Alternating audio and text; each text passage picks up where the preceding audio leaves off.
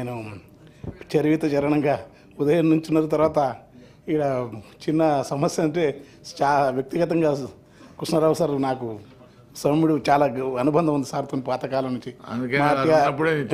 నేనున్న రాజకీయాలు చూస్తాడు ఆయన ముందు మాట్లాడితే కూడా కొంత, కానీ రాజకీయాలు తప్ప అయితే వ్యక్తిగతంగా విమర్శలు పోకుండా నేను రైతు బంధు ఇదే సభలో నేను రైతు బంధు మాట్లాడిన గతంలో ఈ బడ్జెట్ అప్పుడు 18,000 కోట్లు పెడుతున్నానని ఇందులో ఇచ్చినారు. అప్పుడు ఇప్పుడే మిత్రుడు దేశపతి గారితో వాళ్ళతో మాట్లాడినప్పుడు నేను 80 అనుకున్నాను, అక్క చెప్పితే 64 లక్షల మందికి 73,000 కోట్లు రైతులకు వాళ్ళ ఖాతాలో పడేది.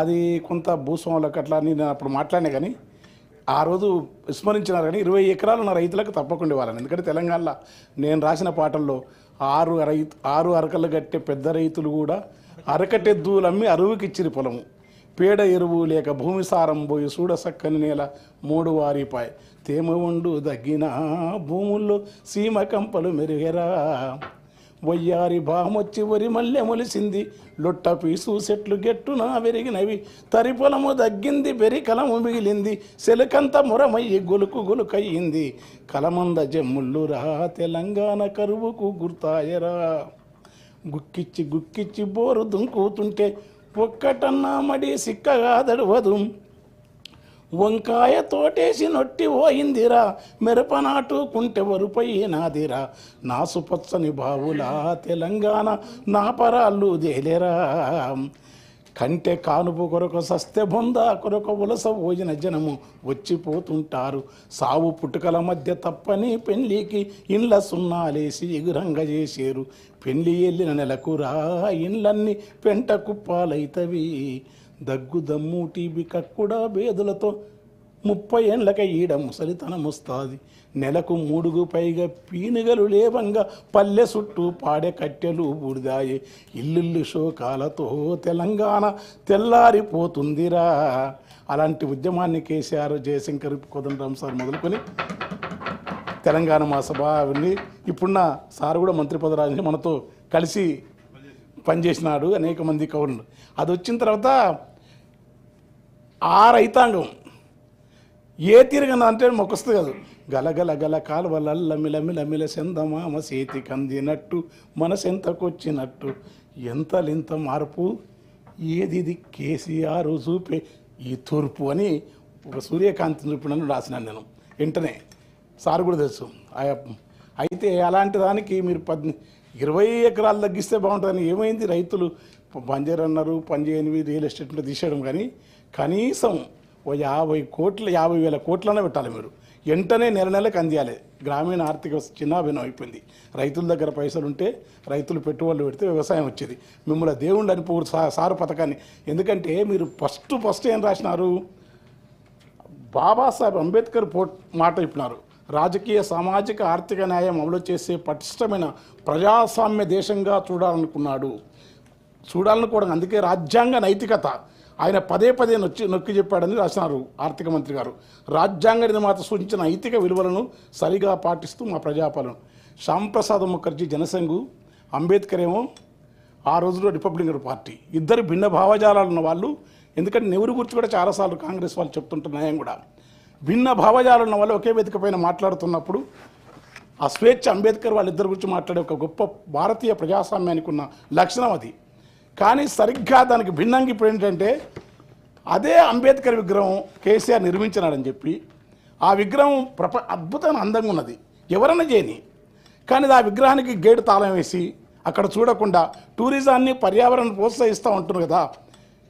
మన అభివృద్ధి కానీ, మన వికాసం కానీ, మన మార్కెట్ ఎకానమీ కానీ, మనం చేసే అభివృద్ధి అవుతుందో అది మన సంతోషం, మన మానసిక వికాసానికి కూడా ఉంటుంది. దాంట్లో ఆర్థిక రాబడితో పాటు మానసిక వికాసం కదా. అంబేద్కర్ తాళం వేస్తే ఏమనుకోవాలి. ఎందుకంటే స్టాలిన్ గురించి ఈ సభలో చాలామంది పాలకపక్షం సభ్యులు చాలాసార్లు మాట్లాడారు. ఇదే స్టాలిన్ అమ్మఒడి అనే అమ్మ హోటల్ అని తెస్తే, అమ్మ భోజనం అని పెడితే, అమ్మ క్యాంటీన్ పెడితే ఆ ఫోటో తీసేయాలని చెప్పి డిఎంకే వాళ్ళంటే తప్పు తీసేయొద్దు, ఆ పథకాన్ని ఆమె పేరుతో ఉండాలని చెప్పినాడు స్టాలిన్. అంటే ఒక భిన్నాప్ర అంబేద్కర్ విగ్రహాన్ని పెట్టినంత మాత్రాన, కేసీఆర్ తెచ్చినంత మాత్రాన మరి దానికి నేను ఆడికి పోయినాక నా కళ్ళ నీళ్ళు వచ్చినాయి. ఎందుకంటే ఇదెక్కడి పద్ధతి?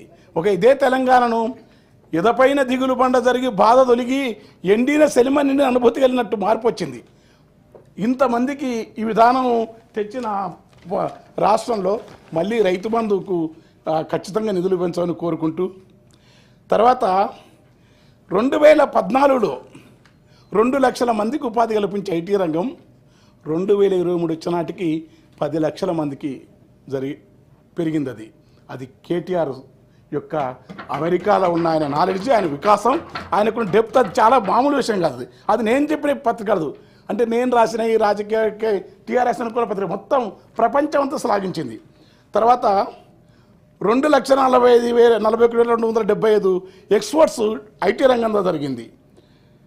ఇది ఐటీ రంగానికి ఇప్పుడు మొత్తం ఏంటంటే దాన్ని ఎవరు చేసినా మనం అనుభవిస్తున్నాం, దాన్ని ఇంత వేగం చేయాలి. దానికోసం కూడా పెంచాల్సిన అవసరం ఉంది. తర్వాత ఇన్ని నెలలుగా కాళేశ్వరం తప్పులో ఇప్పుడు జరిగినాయి. ఏ ప్రభుత్వం మొన్న జరిగింది కావాలని ఈ మినిస్టర్ కానీ వెంకటరెడ్డి కానీ వాళ్ళ బాధ కదా. కాళేశ్వరంలో జరిగింది, ఎవరు చూస్తారు? పొరపాటు జరిగింది, కానీ జరగటం అనేది ఏం జరిగింది, ఏముంది? శాస్త్రవేత్తలు అందరూ బాధ్యులు, ముఖ్యమంత్రి బాధ్యులు అనే కాదు. ఉన్నప్పుడు దాన్ని జరిగిన తర్వాత ఎండాకాలం వచ్చిన తర్వాత ఆ కాళేశ్వరం నిర్మాణం చేసి ఆ నీళ్లను పంపే పని ఎందుకు చేస్తలేరు? దానికి అనేది నేను ఆ విషయంలో అంగీకరించడం లేదు. తర్వాత 31 ఫ్లైఓవర్లు, 12 అండర్ పాసులు, 732 కోట్లు పెడుతున్నామని చెప్పిన ఫ్లైఓవర్లు, అండర్ పాసులు ఇవన్నీ హైదరాబాద్ నగరంలో కేటీఆర్ చేసిన అద్భుతమైన వ్యక్తిత్వం. అది గుర్తుపెట్టుకోండి. అది అందుకని అది చెప్పడం నేను అంటే తర్వాత ఫ్యూచర్ సిటీ అంటున్నారు. తప్పదు, అభివృద్ధి కావాల్సిందే. అంటే విషయం సందర్భం కనుక చెప్తున్నా. చంద్రబాబు ఉమ్మడి ఇదే వేదిక పైన ఉమ్మడి చంద్రబాబు ఏమో మొత్తం నగరాలు గొప్పవి, పల్లెలు పనికిరావన్నాడు. రాజశేఖర రెడ్డి మా పాట పెట్టుకున్న పల్లె కన్నీరు పెట్టుకున్నప్పుడు ఆ మహాత్ముడు వచ్చేసి పల్లెలపైన కాన్సన్ట్రేట్ చేసినాడు. కేసీఆర్ వచ్చి అటు పల్లెలను ఇటు పట్టణాలను రెండింటిని ఒక సమ్మిళిత అభివృద్ధితోటి చేసే క్రమం ఉండే. ఇప్పుడు ఫ్యూచర్ సిటీ అనే పేరుతోని ఒక ప్రాంతంలో పొల్యూషన్ లేకుండా వజీర్ సుల్తాన్ అనే విఎస్టీ కంపెనీ ఎప్పుడైతే నిజాం కాలనాటి కంపెనీ ఈ నగరం అంతా పాడైతుందని చెప్పి అక్కడెక్కడో రామ్నగర్ దగ్గర చౌరస్తా ఆ దూరంలో ఆ మూసి దానికి దగ్గర పెట్టి దాన్ని ఒక సెట్ అక్కడ వరకే ఉండాలనుకున్నాడు. తర్వాత ఉప్పలు విస్తరించింది, తర్వాత పటాన్చెరు. కానీ ఇవాళ నీవు మొత్తం పారిశ్రామిక హబ్బును, ఫార్మా హబ్బును, ఫ్యూచర్ సిటీని, మనుషుల నివాసాలను కలపడం అనేది ఫార్మా కంపెనీలను ప్రపంచవ్యాప్తంగా ఆయా దేశాలలోని ప్రజలు ఆ ప్రభుత్వాలని అభివృద్ధి చెందిన దేశాలు వ్యతిరేకిస్తున్నాయి, అంగీకరిస్తలేవు, అనుమతులు ఇస్తలేవు. ఈ ఫార్మా కంపెనీలను ప్రపంచం అంతా, ఎందుకంటే ఇప్పటికి సరిపోయిన మస్తు మందులు ఉన్నాయి. కొత్త జీవితం అంటే మెడిసిన్ కంటే రోగం కంటే రోగ నిరోధకమైన అంశమే ప్రాధాన్యత వహిస్తూ ఉంది. ఇవాళ అంతర్జాతీయ వైద్య ప్రమాణాలైనా ఇక్కడ డాక్టర్ గారు ఉండరు, మిగతా అన్న. కానీ ఇంకా మందులు కుప్పలేయాల్సిన అవసరం లేదు. మందులు ఉన్నాయి, అద్భుతంగా ఉన్నాయి. కాకపోతే టెక్నాలజీ అంటే సిటీస్ కానీ అవి కానీ అవన్నీ చేయొచ్చు. కనుక కొత్త ఇప్పుడు మందులు కావాలా, అది కావాలని చెప్పి వాళ్ళు దేశాలలో పొల్యూషన్ దాన్ని తీసుకొచ్చి మన దగ్గర పెద్ద పెద్ద హబ్బులు ఎవరు పెట్టినైతే మళ్ళీ దాన్ని పెట్టి దాన్ని ఏం చేస్తున్నాడు? అదే ఎక్కడో పెట్టిన కేసారు. ఇప్పుడు 7,000 ఎకరాలలో మొత్తం దాంట్లో నివాస యోగ్యాలు అవన్నీ. ఎందుకంటే ఇదంతా నాకు ఒక సామ్యం, అమరావతికి దీనికి ఏదో సామ్యం కనపడుతుంది నాకు. ఫ్యూచర్ సిటీ అమరావతి, ఎందుకంటే అమరావతిలో అదే పని చేసినారు. ఈ సామ్యాన్ని వీళ్ళు రూట్స్ అన్నీ, ఎందుకంటే నాకు చాలాసార్లు ఇప్పుడు జరుగుతున్నదే ఒక సామాజిక వర్గం. అసలు ఇందులో బడ్జెట్లు ఏంది? అభివృద్ధి, సంఖ్యలు, డిమాండు. ప్రతిసారి ఒక తెలంగాణ ఆత్మగౌరవాన్ని, తర్వాత కవిత్వాన్ని, కళను కూడా మాట్లాడతారు. మాట్లాడకుండా ఉండరు. ఒక సామాజిక వర్గాన్ని వర్గీకరణ లేకుంటే అందులో కొన్ని సారీ ఒక వెనుకబడ్డ వర్గాలని అన్నారనుకో, వెనుకబడ్డ వర్గాలని మాటలు మొదలుపెట్టిన అనుకో, వీళ్ళు మాట్లాడుతూ ఉంటారు. అదే సందర్భాన్ని ఆ మాటను వెనుకబడ్డ వర్గాలకు సంబంధించిన అంశం అగ్రకులాల్లోని విశాల మనస్తత్వంతో మాట్లాడాలి.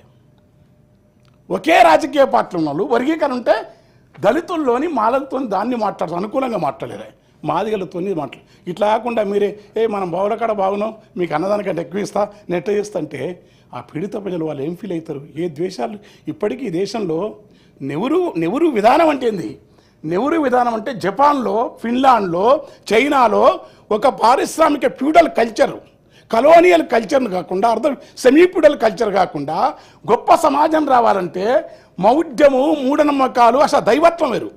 దేవుని నమ్మడం తప్పు రాదు, అది ఆ దేశాల్లో అందరూ నమ్ముతారు. మూఢనమ్మకాలున్న జాతి, మౌఢ్యమున్న జాతి, మౌఢ్యంతో మునిగిపోయే అశాస్త్రీయ భావాలున్న జాతి కోపర్నికస్ను, గెలీలను చంపి భూమి గుండ్రంగా ఉందంటే అంగీకరించే మూర్ఖత్వం ఉన్న మనుషులు ఇవాళ ఈ దేశంలో భయంకరంగా మౌఢ్యాన్ని వ్యాపింపజేస్తూ బాణామతి పేరుతోని మనసు చంపేస్తామని గుర్తుపెట్టుకోండి. కులాంతర వివాహాలు చేసుకుని చంపేస్తామని గుర్తుపెట్టుకోండి. కానీ ఇట్లా చంపుతున్నప్పుడు తెలిసి కూడా ఈ మూఢనమ్మకాలను సాంస్కృతిక రంగంలో వీటిని నివారించాలి. దైవము మతాన్ని ప్రచారం చేసుకోవడం కేసీఆర్ గారు కూడా చేసిన కాదనం. కానీ నెహ్రూ వారసులు కదా, కేసీఆర్ గారు నెహ్రూ వారసులు అని చెప్పలే. కానీ మీరు నెహ్రూ వారసులు అంటారు. మీరు గొప్ప మా కోదండరామ్ సార్ గురించి మాట్లాడతారు, మీరు హరగోపాల్ సార్ వ్యాసం గురించి మాట్లాడతారు. కానీ ఈ మౌఢ్యంతో గ్రామాలలో తెలంగాణ ప్రాంతాల్లో ఇంత చైతన్యం తర్వాత ఏదన్నా కానీ సాంస్కృతిక రంగంలో ఖచ్చితంగా ఈ మూఢనమ్మకాలను, బాణామతిని, చేతవాడును, శుద్ర ఆరాధనలను వీటిపైన కొంత జాగ్రత్తగా నిరసించే ఒక కళారూపాలు కానీ ప్రదర్శన కానీ మినిస్టర్ గారు అది మారాలి.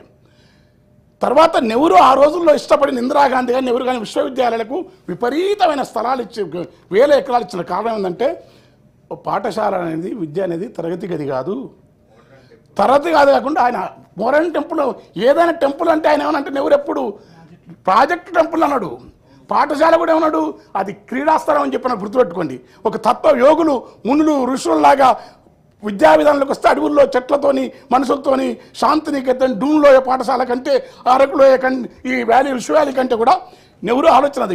విశ్వకవి, భారతీయ ఆత్మ, భారతీయ ప్రపంచ సాహిత్యంలో మకుటాయమానగా రవీంద్రనాథ్ ఠాగూర్ యొక్క పద్ధతి ప్రకృతిలో చదువుకోవాలనేది. 400 ఎకరాల భూమిని, గచ్చిబౌలి భూమిని అన్యాక్రాంతం, అది యూనివర్సిటీ కాదు అప్పచెప్పాలని హరగోపాల్ రాసే పరిస్థితి ఏర్పడ్డదంటే దాన్ని ఏమంటాం? ఎందుకో దాంతోనే మొత్తం కరువు అవుతుందా? వేరే రకాలైంది. ఇంకా మనకు ఆదాయం తెచ్చుకోవడానికి బాగుంది, ప్రతిపక్షాల్లో మద్దతు కోరండి, మీరు ప్రశ్నించవచ్చు. 400 ఎకరాల భూమి, విశ్వవిద్యాలయం యొక్క భూమిని, పచ్చదనాన్ని అప్పచెప్పే ఒక మీకు సపోర్ట్ చేసి మీకు మద్దతు ఇచ్చిన హరగోపాల్ లాంటి వాళ్ళు కూడా యూనివర్సిటీలో పనిచేసినారు. కేకే రంగనాథాచార్యులు గొప్ప భారతీయ సాహిత్యకారుల్లో గొప్ప సాహిత్యకారుడు, కేంద్ర సాహిత్య రంగనాథాచార్యులు పనిచేసినారు. జీవి సుబ్రహ్మణ్యం గారు అట్లాంటి యూనివర్సిటీని ఇవాళ దాని భూమి లాక్కుంటుంటారు. సంజయ్ బార్ ఎకానమిస్టు, మన్మోహన్ సింగ్కు కాకుండా అంతకుముందు చాలా పివి నరసింహరావు గారు కూడా ఆర్థిక అడ్వైజర్ ఉన్న సంజయ్ బార్ యూనివర్సిటీ చెందినవాడు, నాకు బాగా మిత్రుడు, మాకు బాగా పరిచయం సారు.